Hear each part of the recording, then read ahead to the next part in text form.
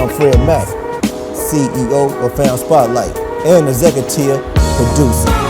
We have great artists on the show today. Check them out. Welcome to the show.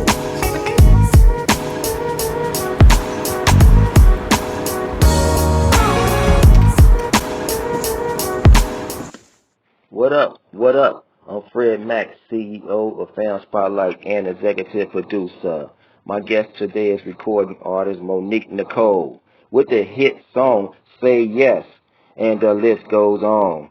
So please welcome my guest, my friend, Monique Nikkole to Fam Spotlight. Hi everyone, I'm Real Rose.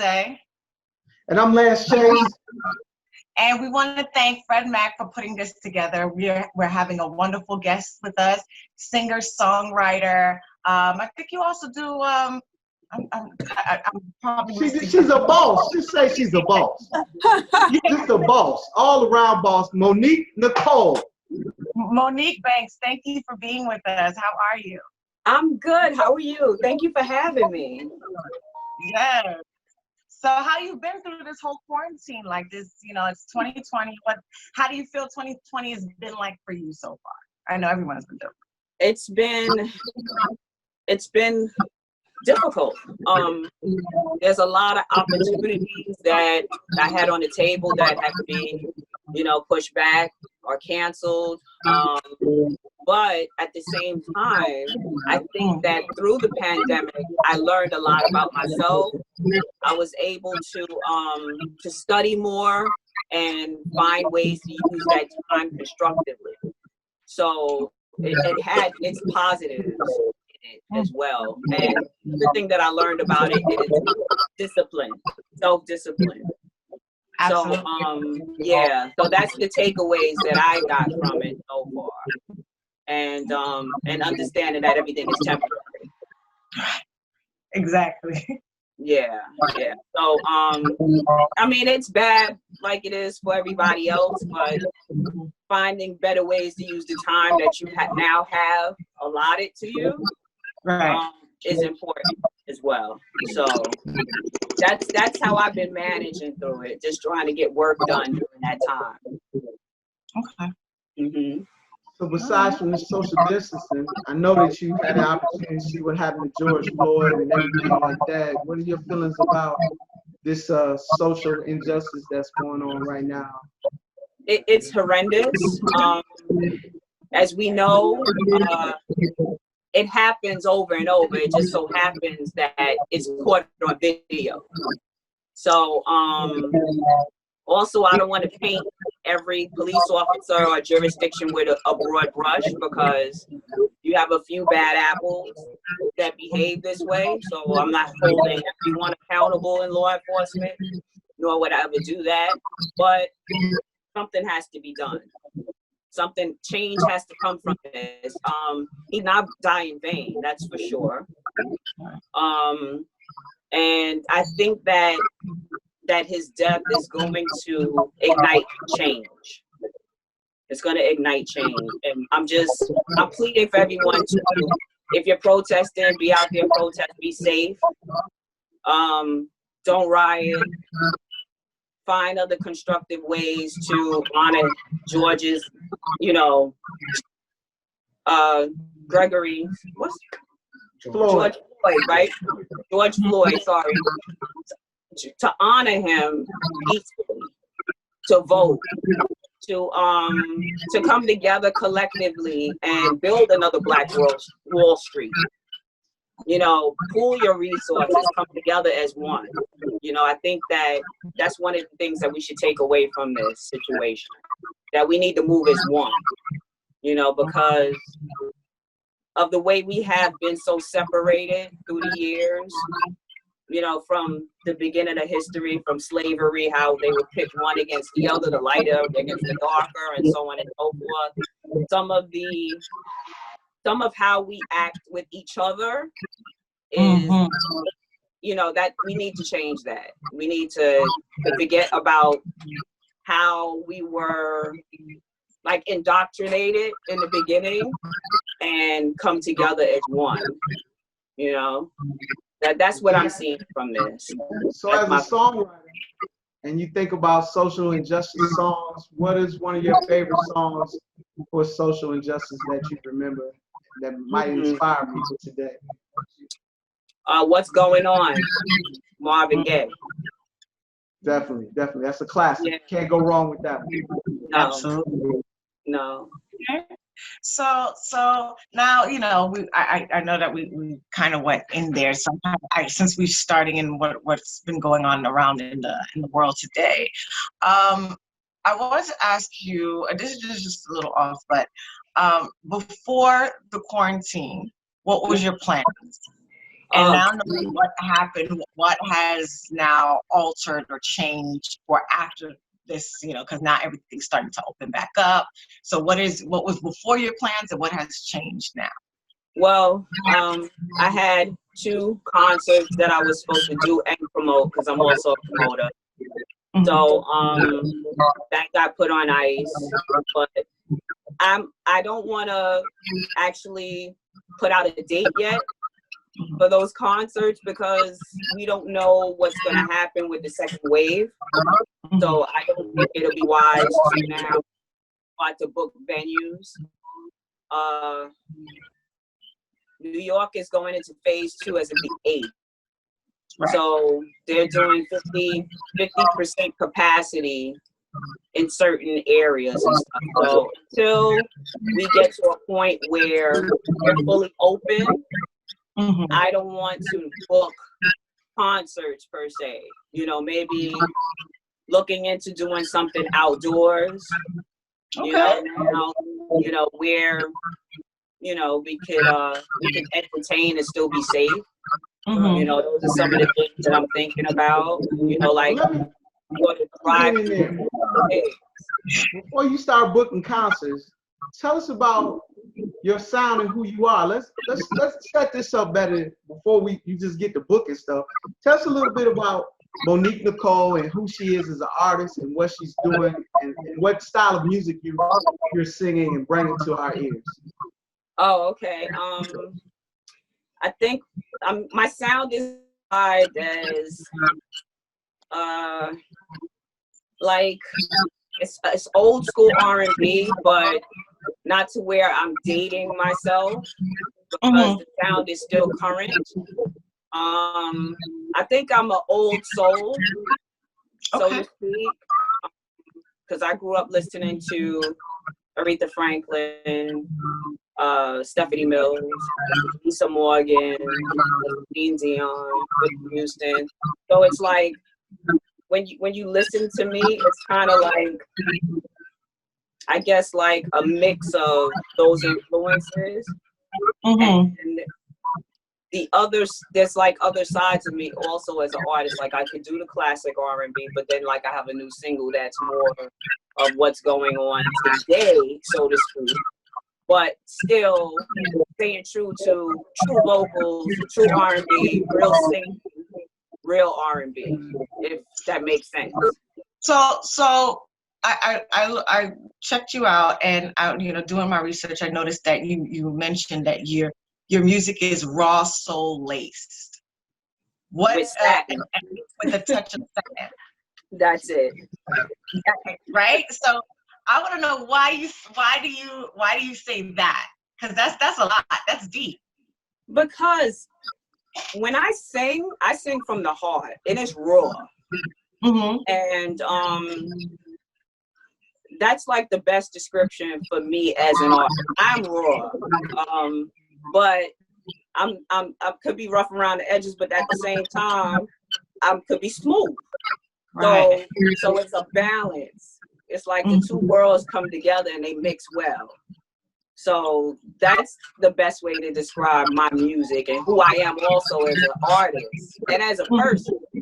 I'm born and raised in Brooklyn, so you know, shouts to Brooklyn all day. What's up, Brooklyn? Brooklyn's everywhere. And I will always be that kid from Brooklyn, but at the same time, I can walk into that office and hold that meeting and be laced with satin. if that makes sense.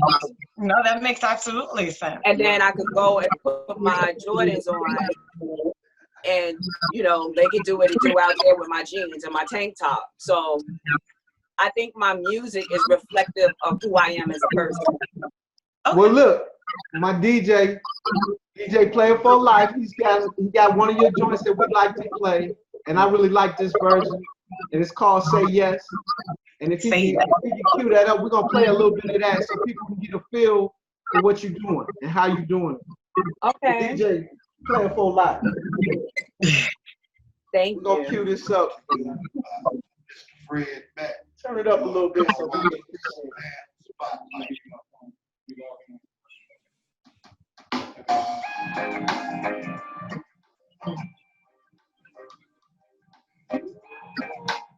like this. Yeah, I got like a reggae style. Yeah. Yeah.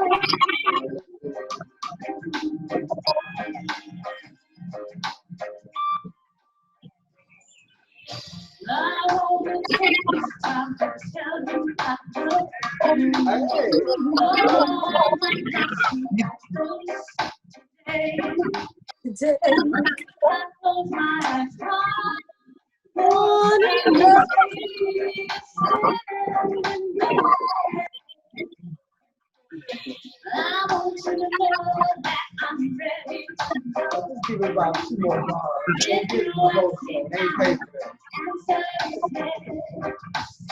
I feel it's time to you. I like to do it.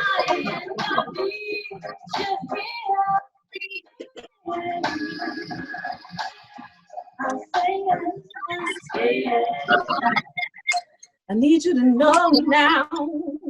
Okay. Go ahead, keep going. Say I like that yes. song. I think it's really hot, and I like how you remixed it. Thank I you. love the way the reggae comes through. It makes me, it's just warm. It's a great song. Thank you so much. That's produced by Joe Lindsay. Thank you. Definitely. So tell us a little bit of how that song came together and the mindset and how you wrote that song and brought it about. Oh, Say Yes, the original one came out in 2015. It's actually a R&B smooth jazz song originally. I wrote it from a woman's perspective of going to a guy and letting her know now she's ready to say yes, because he had asked her previously to get married and she wasn't ready. Right. So, yeah, you know, she was doing her career thing and stuff like that. So maybe one day y'all will see the video, and she's kind of now coming back to him and says, I'm ready now. You know, I'll say that, yes, if you ask me now, I'll say yes. And it actually started out as a poem. That a friend of mine, that he was writing, and we kind of put our heads together, and I'm like, oh, this would make a great song. Right. And so, like, I wrote the 2 verses, and came up with a hook and, you know, some elements from the poem and whatever, and then it was produced by a great friend of mine, Michael Westbrooks, which is unbelievably talented, the first version. And it spread around the world, played on commercial radio. I mean, just, it did extremely well. And that's what actually put me on the map all over. So that's where I got to start. And then my cousin Ayana was like, you should do a reggae remix of that. Like, that song is really good in the reggae community. So my brother Joe Lindsay, which is also my engineer, he produced that. And we put it out, and it spread like wildfire. Every country you could think of, it spun. It's like write-ups all over the place and stuff like that. It did really, really, really well. Right. And show us the single so we know what it looks like. Here it is. That's what it looks like. Yeah, right. That's hot. There's a couple of lyrics in that song that hit me, and I wrote them down, but I lost them in my notes. I hate that I did that. I might have to play the song again, but one of them, I think you give me a diamond ring, and I'm ready to say yes, or something like that. you know them more than I, but they're real catchy and they're like really in sync with what's happening today and everything. And I wish I wasn't prepared. I'm sorry, but if I find it later, I'm gonna quote those lyrics because they got me. It's probably gonna Okay, come back Rose. towards this interview, but I kind of want to counteract what Lance was saying because he just kind of got me into a question. What's happening today? Of course, we kind of covered a little bit of what's happening, the pain and the especially for our community. Do you feel like the music is going to change now? Because before the whole COVID, we were every song was spend money, I'm fly, blase blase. Now we're in a almost a divided country in a way, in some sort. I mean, we're coming more closer, but it's slowly happening. And so, do you feel like I feel like your music now, and even conscious music, is maybe having a comeback? Absolutely. I don't know how you feel about that. No, absolutely. And I'm already seeing it, at least at the independent stage, with other artists that I know and that I'm collaborating with, and, material that's coming to me and them wanting me to add a verse on something about the pandemic or, what's going on right now with the protesting and everything else. I think you're gonna definitely see that the topics are going to change back to what they were in the 1960s. Absolutely. Protest music. You're going to write see songs and protest songs. And right. Songs You're going to see more songs like "Fight the Power." And, right. And songs about unity as a people and moving forward.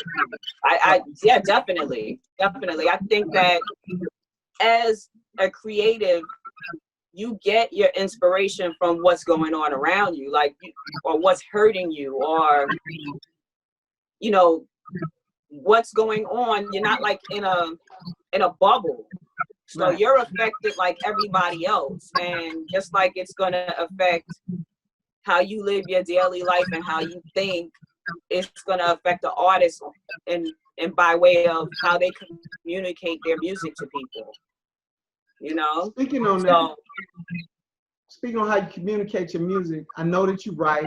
I know that you've been producing other people. I know that you're all around boss. You've had your own company and stuff.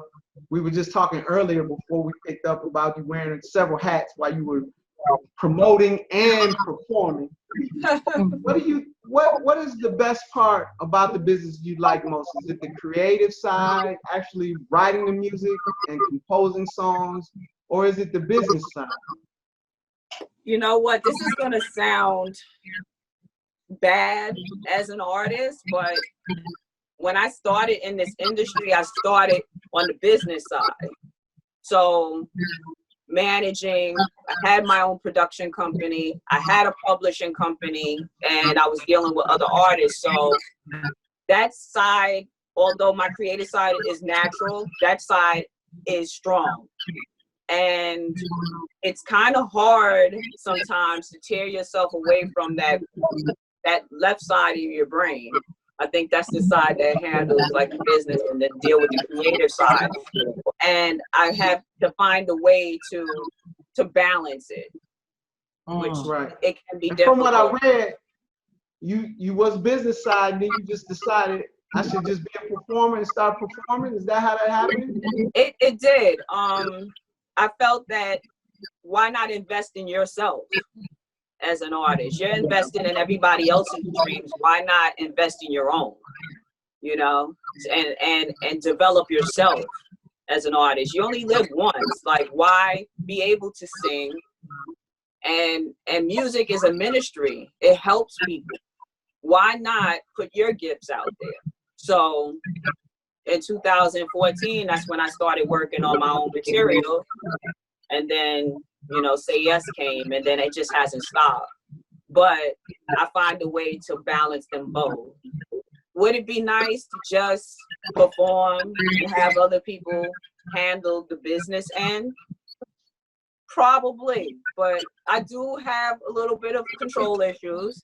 because I'm so used to wearing that hat. No, That you the boss. You like them dollars. You want to know where the dollars is at. That's what it's about. I mean, well, I mean, I guess, but you want to know where that money at? Yeah, That's all right. That's what you're supposed to do. you have to know. You have to know what's going on in your business. You have to be on top of things. You know, even if you're an artist and you have other people managing you, you need to be in those books. You need to know what's going on with your royalties. You need to have a good handle on what's out there for you. Exactly. You have to do your research independently and know what you need to know also about the business. It's a business first. right. You know, it's not just music. And if it's a business is to make money. So Right. at the end of the day, you can sing and dance all you want, but if you're not making no money, It ain't no business. it's not a business. It's a hobby. Right. So before you became like, you know, business and music and writing, well, first of all, let me, because I was going to ask one question. Now I got like two questions going in my head. So let me go with Ask the them first both, bro. Ask them. I know. So as a songwriter, what gets your creative juices flowing? Like, I see it looks like, is that like a studio or is that like your background? Oh no, it's my studio. It's your studio. So do you come in the studio and you write out, or you like walk away, or like what is your whole creative process? My process changes because I'm all over the place, and there just might be something that I hear or see that might trigger something, or a hook might jump in my head, and I'll just grab my voice recorder and I'll record it. Oh, so you use a voice recorder. Okay, I was just about to ask, do you use your phone and you write? I write though, but if I don't have a book accessible while I'm driving, and I'm old school, so I use the marble notebook. Okay. Yeah, so I write, you know, Well, but you can't always write when it hits you. Right. Yeah, Right. so, and for me, no, I don't need to be in here or in some special place. I could be anywhere, and something just may hit me, and then I'll write it. Okay. Yeah. That's cool. That's cool. Yeah. All right. What's the next question? Well, first, I want to thank everybody who's tuning in. We're having our interviews. Thank you, Fred Mack, for hosting, putting this all together. I'm Real Rose. My co-host with me, Lance Chase, and we're speaking with a singer-songwriter, entrepreneur, Monique Banks. Oh, well, is it Monique Nikkole? It's Monique Nikkole. Right. I mean, Banks is married. Banks Bar. That's my government name, Monique Banks Bar. But my artist name is Monique Nikkole. Monique Nikkole. Get it straight. Stop putting her government name out here in the street. I didn't do it. It's right there. So I'm like, wait, hold on. I'm looking at it, but I know who I looked up, and I was like, hold it's on my Zoom. That's all right. Let me save it, because one of the things that I like is the remixes that you do, and I want to play a little bit of Playing My Game. You know, it's a very white song, but you put your own twist on it, and you do a real good job with remixes. Even though this one kind of hurt the fellas, because you know it ain't playing the man's game, it's playing the woman's game. That's right. We're gonna play a little bit of that. Okay. Right. And I like that beat because that's that bearing. Thank you. Go ahead, tell me about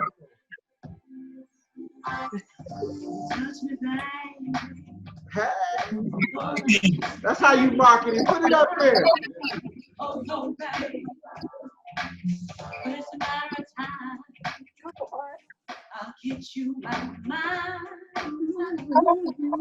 Yeah, baby. It's so nice.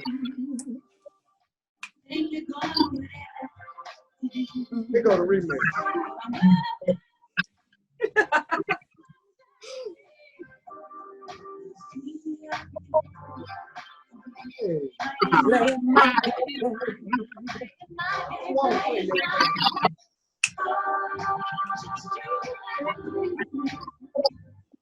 Laying my head.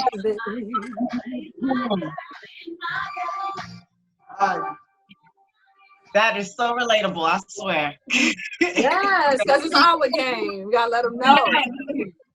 Yeah, if they play the whole thing, they ain't paid for that. You know, I'm trying to help you out. I will play the whole thing. And they, let me hold on. Let's teach you. Welcome to Fam Spotlight, where we highlight, celebrate artists of influence that have made impressions upon our culture. I'm Lance Chase. That's the real Rose, my co-host. And Yes. this is Monique Nikkole. This is brought to you by Fred Mack.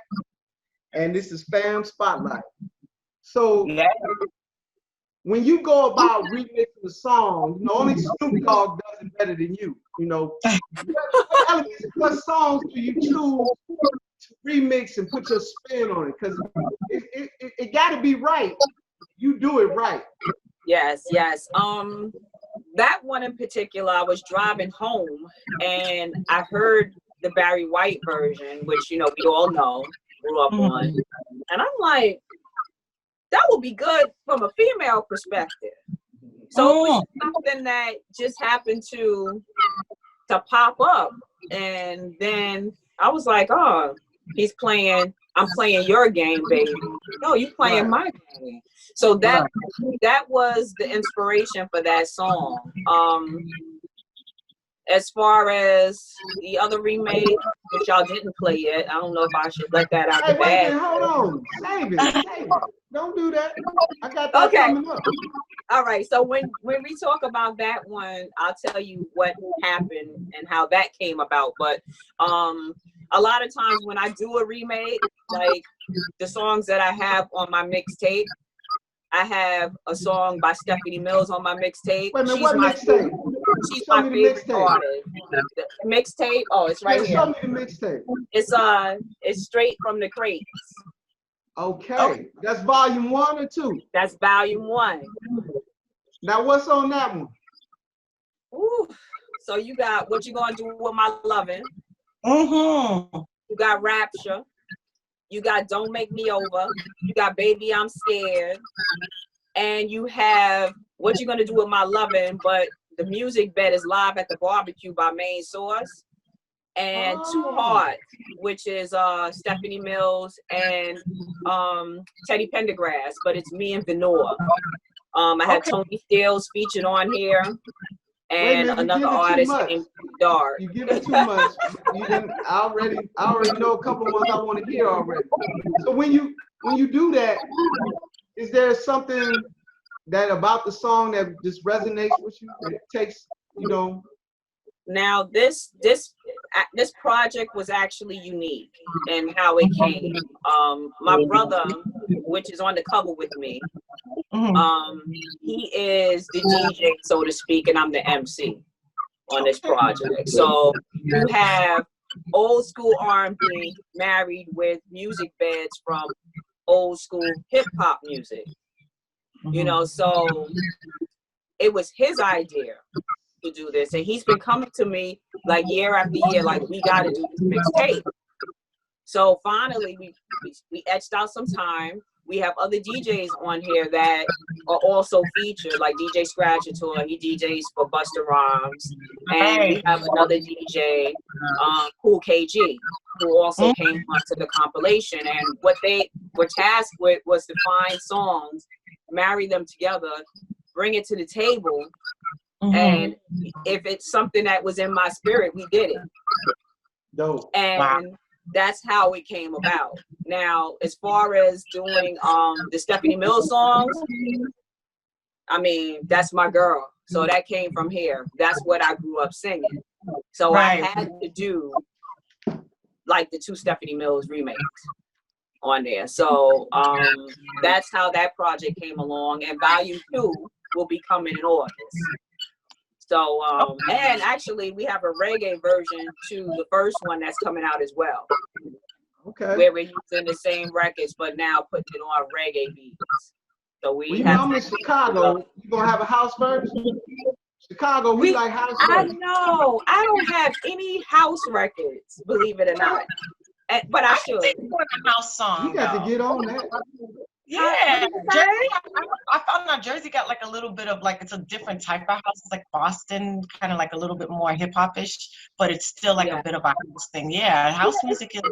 It's still a big deal. I mean, I was a househead, you know, back in the days with the steel toe shoes and the crazy pants and jumping all over the place and stuff like that. I mean, that was my thing, you know. Mhm, So, but I still have an appreciation for that music.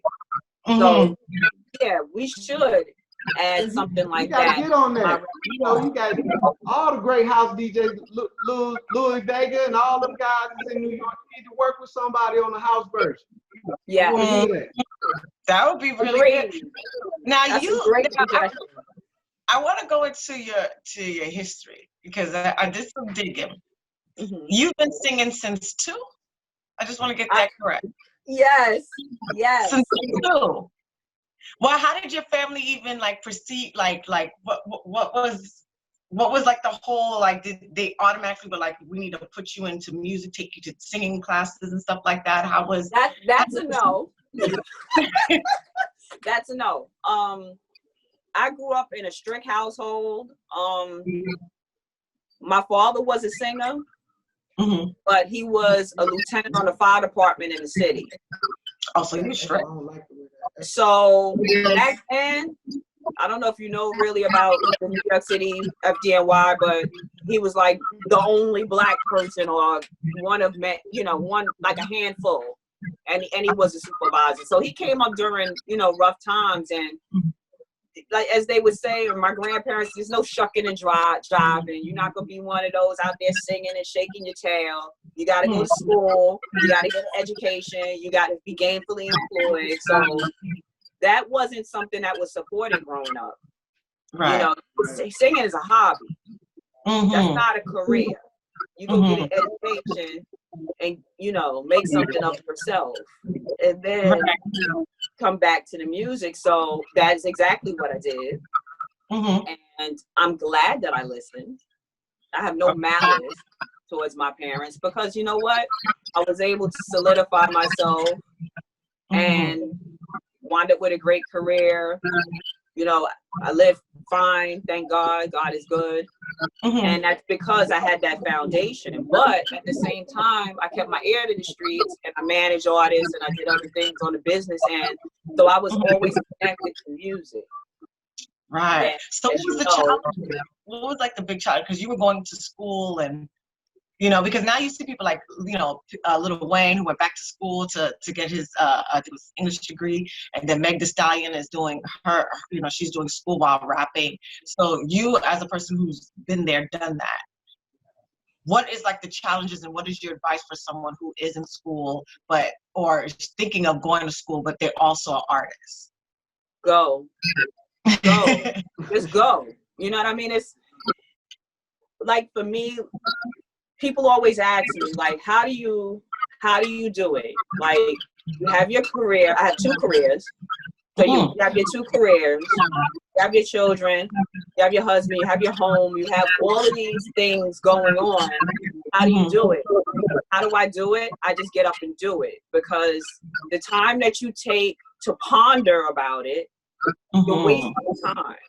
And not only that, it's more daunting to you because you think about all of these things and you're looking at it as a whole. You got to kind of compartmentalize things. Like for me, I put things in boxes. And then I was like, all right, I knocked this out. It's back there. I knocked this out. It's back there. So you deal with what you have in front of you. But you can multitask at the same time. But my advice is just to get up and do it. Because once you commit to do it, now finish it.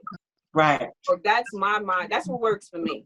I don't know if that like works for everybody, but like once I'm engaged, I'm engaged. So go ahead and engage and finish whatever it is that you want to do. Just get up and do it. Don't spend too much time thinking about it. Okay. Thank you. So let me jump in. So tell me what is Nikkole concert like? I saw you on the video preparing for your concert day, and I watched the whole little video in preparation for the big concert and I followed you. as you was having breakfast and you woke up in the morning and everything. You know, you had a lot of people in the room with you. I wouldn't call that when you woke up and had breakfast, but you did it right. So what is your concert like? What is the energy of a Nikkole concert?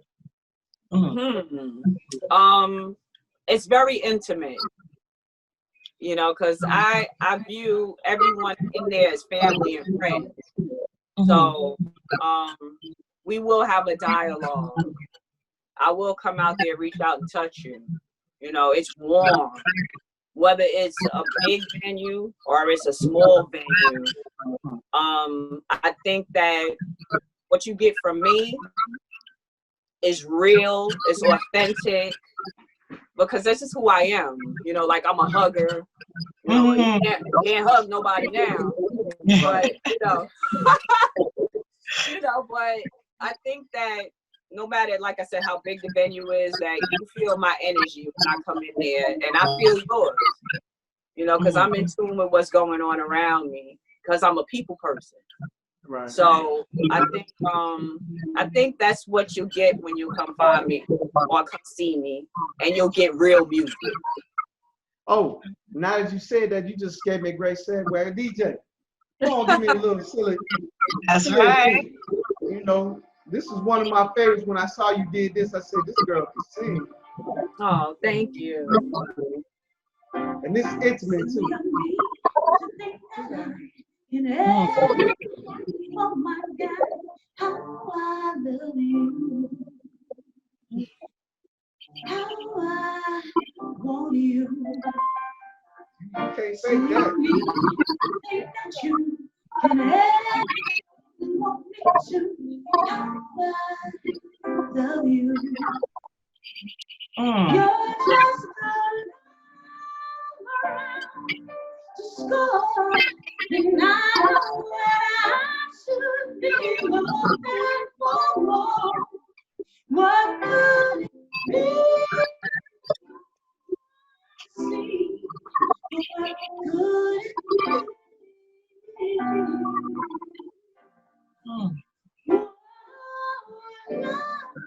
Love, me. Right.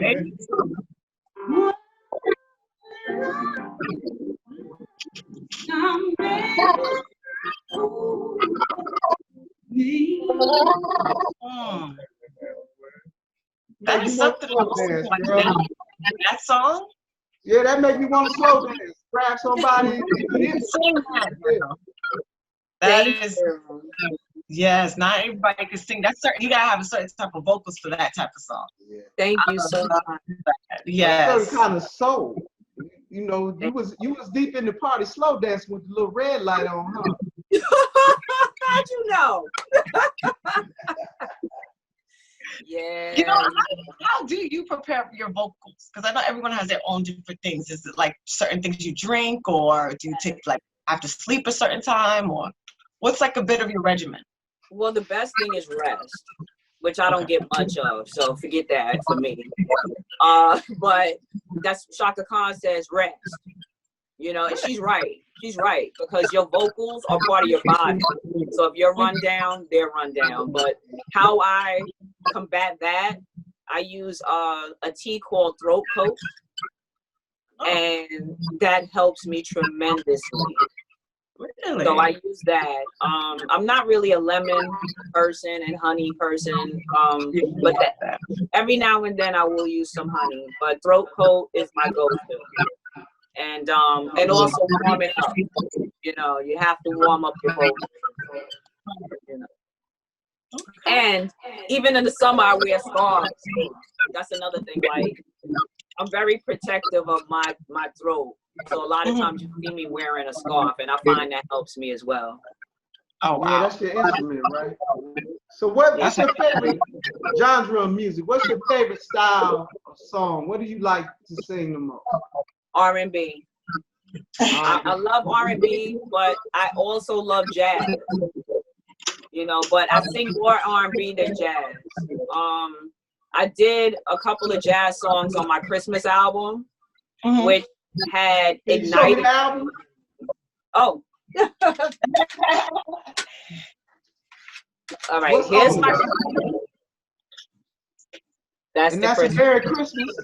Oh yeah, that's cute. Thank you. What's on that joint?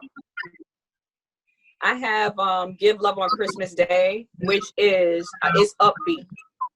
Okay. And the video is like, it's really dope. You should check it out on YouTube.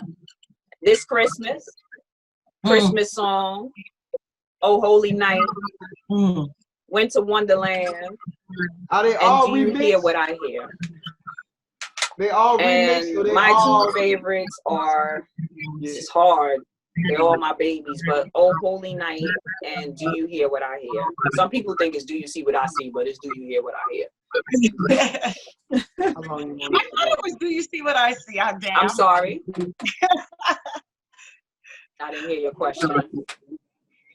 Oh, I didn't. I do have a question. Tell us a little bit about your newest project.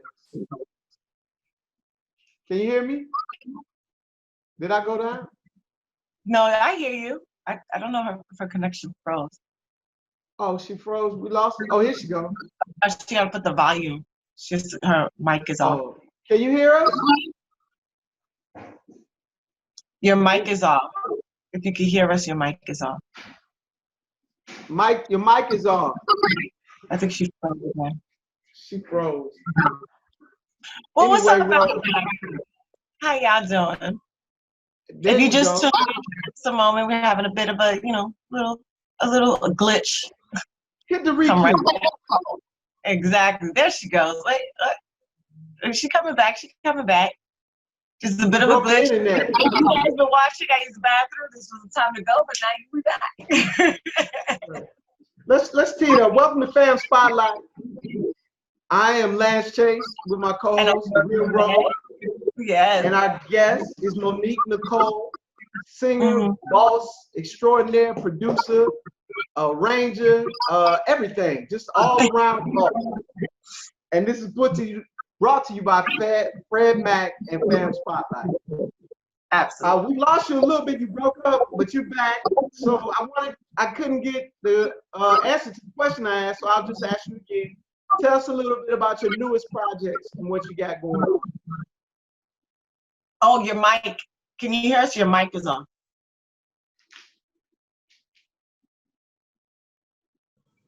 There we go. You hear me? Good? Yeah, you know. Awesome. I have an album that we're packaging for the UK currently right now. So within the next couple of months or so, when things open back up again, we'll be traveling over to the UK to launch that project over there. So, and the album is called Perfect Imperfect, and it does encompass like who I am. So, we all have our imperfections, but we work through them. And the songs that you played will also be included on that album with other, works that I have as well. So I have that going on.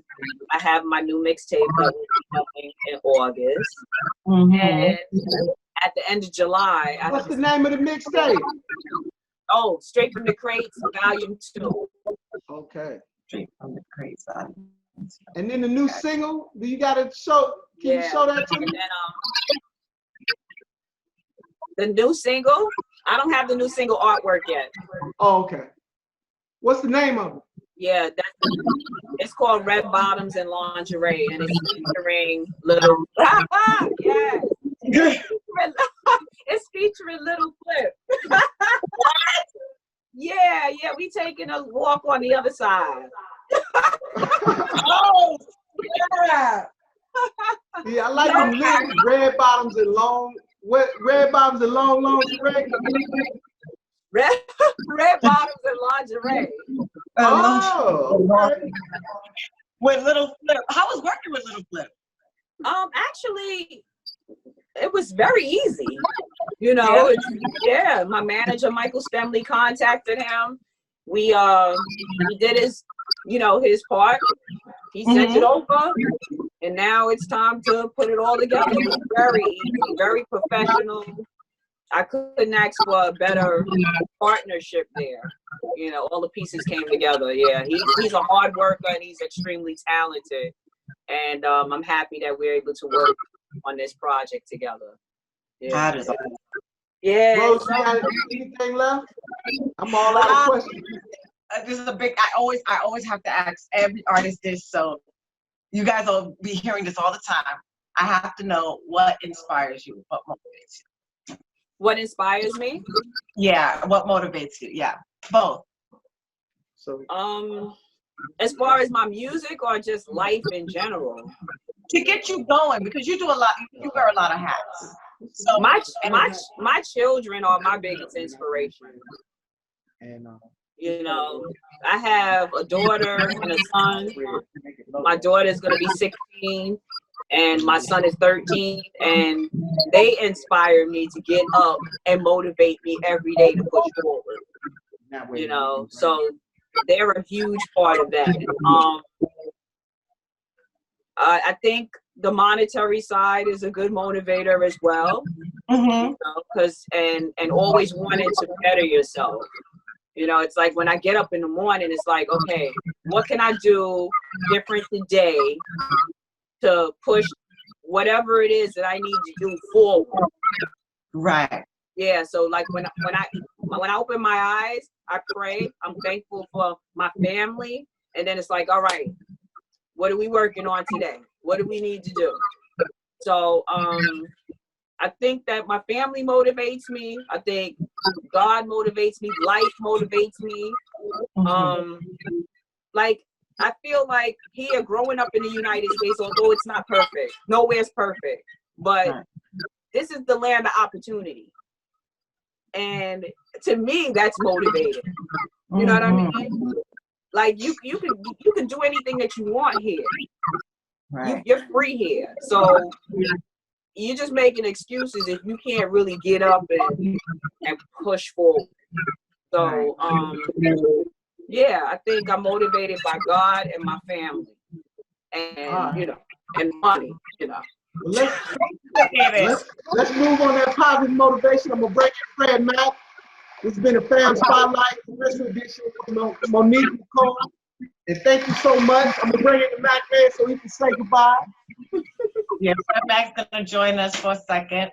If you guys don't know, he is the man that comes with Fam Spotlight. Here he comes. Hey, Rose. Hey, Hey, how you doing? I'm good. How you doing? Hey, thank you for this. Thank you for having me. Keep us posted on any new projects that you have, what you got going on. Keep us posted. You're always welcome to come back whenever.